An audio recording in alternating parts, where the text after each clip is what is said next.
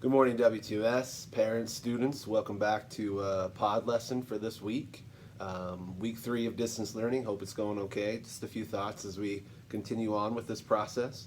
Thought of a little saying or almost rhymes. It's a near rhyme, but hoping students that you can hear this we're just hoping that you do your best with this process, but don't stress. In other words, try your best, but if you're having internet, if there's a day that you just can't get through something and your family's struggling, it's really okay. We just want you to know that we know you're trying your best, but we really don't want you to stress. And know that we miss you guys. Wish we could see you in person. Technology is great, but just doesn't really give us the same effect. And we miss you so much that some of us have gone a little crazy, and we've had to make these parody rap videos and post them, and it's been a little nuts. So quick lesson. I'm gonna try to be a little faster than I was the last couple weeks for this pod lesson. Remind you what we talked about last week. We're in the middle of habit 7, sharpening the saw, taking care of you. We've talked about taking care of your body, your mind, your heart, and then we have our final one coming up soon. So last week we talked about your heart, being aware of your emotions and owning them and honoring those, taking care of your relationships and really valuing those, and then don't forget ever the power of laughter. Laughter is really, really important. So today's last aspect of sharpening the saw is caring for your soul. And let me clarify, or let Sean Covey clarify real fast. Got some notes here. What he means by soul. It can have religious connotations, but that's not really what the Coveys and their 7 habits, what they mean by soul. So here's what Sean Covey says. By soul, I mean that inner self that lurks below the surface of your everyday self. Your soul is your core, wherein lies your deepest convictions and values. It is the source of meaning, purpose, and inner peace. Sharpening the saw in the spiritual domain means taking time to renew and awaken that inner self. I think that's hard in our modern age, that we really don't get to that inner self and who we really are in our core. So I think that's an important part of yourself to take care of, to sharpen. He talks about some various ways to feed your soul, and really focuses on finding one that works for you. For some people, meditating or practicing mindfulness can be important, which is pretty cool if you know anything about mindfulness. Helping others, writing in a journal, not super popular nowadays, but it can be helpful.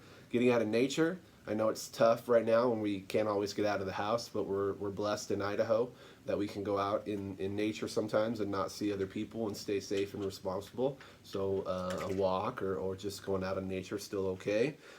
Reading something uplifting, and one that I really like, creating something, whether it's writing or music, or maybe even you like to dance or you like to make film, whatever it is. There's something about the art of creation that's definitely cathartic for the soul.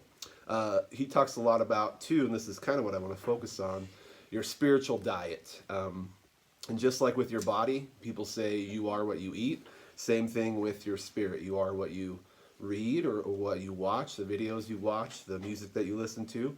And some of you guys know, I mean, this is some of my favorite stuff. I really like different art forms, especially books, movies, and music. And I like variety, and I think there's a time for, some all things, that there's time for some darker stuff. But I want to talk about if you put bad stuff or garbage into your soul and you watch videos that are really depressing or downtrodden, that's going to have an effect on you and yourself, just like junk food will have an effect on you if you eat that all the time. So I want to talk really briefly about 3 of the art forms I like and the things that you might be consuming as well. So I know I posed here in front of my bookshelf to remind you that reading can be pretty important, but just know, when people used to tell me as an English teacher I don't like reading at all, I was kind of surprised, I guess, and always confused, because there's many different types. So reading can help with feeding your mind, obviously, and I think of books like this, a Stephen Hawking book, Brief History of Time, and I read that purely to learn. I didn't really enjoy it 100%, but because I don't love,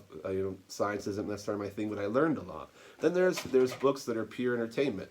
For me, Agatha Christie or mystery novels are one aspect that I don't think a lot, but they're fun. And then there's really great books that do feed your soul because they are entertaining, and you do learn quite a bit, sometimes about life or the human condition.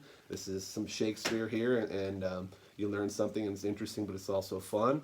And books like this and others can really be just some good spiritual food for you.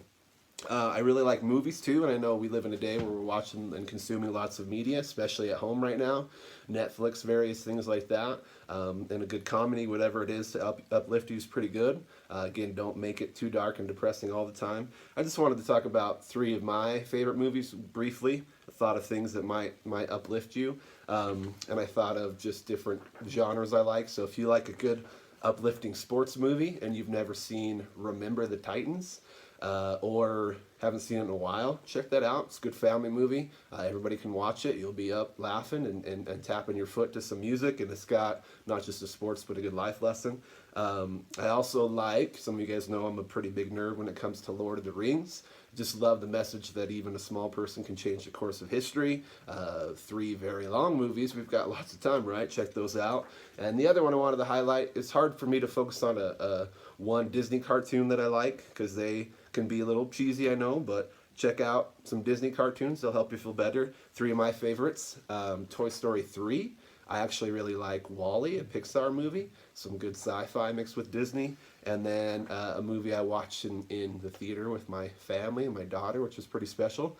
Moana, which is a little underrated, I think, has some uplifting messages and music and good messages about family. Last thing, music is a big part that can really just go, and my friend Mr. Hanchy knows this, that it can just really uplift you, can do so much for you. It really is, if you know, it's something that can just be super special to you and finding what you like. So music is very subjective, meaning we like different types, and I'm kind of that way. But I thought, along with this video, I'm going to share out on Facebook, and then thanks to the teachers that are putting this out for kids, a little playlist I made on YouTube. I tried to start at like 5 or 10 songs that I knew that just made me happy or uplifted me and made me feel a little bit better. But the list really kept growing, especially last night. I was up pretty late just listening to all these old songs and think, wow. So students, it is mostly older songs because I'm old. Sorry about that. So that may be stuff you don't know super well, but give it a shot. Maybe when you are listening to some music as you do your distance learning, you might find something you like. And then parents, if you listen to it, you might find some old favorites there. Just some stuff that I think would make us feel happy, because music can do that, help us get in touch with that inner soul, that inner person, our convictions there, and can really help us feel better, especially during dark times. So that's really all I had for today. Again, I'll share out that playlist on YouTube here pretty soon. And I wanted to close with Sean's words from the end of his chapter on sharpening the saw. And this is kind of about all four domains put together: body, mind, heart, and soul. And Sean Covey says from his book, 7 Habits of Highly Effective Teens, you may think, and he's talking directly to young people, like I am sort of right now, you may think you don't have time to exercise, build friendships, or get inspired between trying to get good grades or to make varsity sports or whatever you're doing that makes you feel very busy. In reality, you don't have time not to take care of yourself. The downtime you spend sharpening the saw will pay off immediately. In other words, sharpening the saw make sure that you give the world the best of you and not what's left of you. So I hope you're taking care of yourself, sharpening the saw. I hope everybody's safe. Appreciate you listening to these things and all your efforts for distance learning. And students, we really do miss you and hope everybody is well. Have a good day.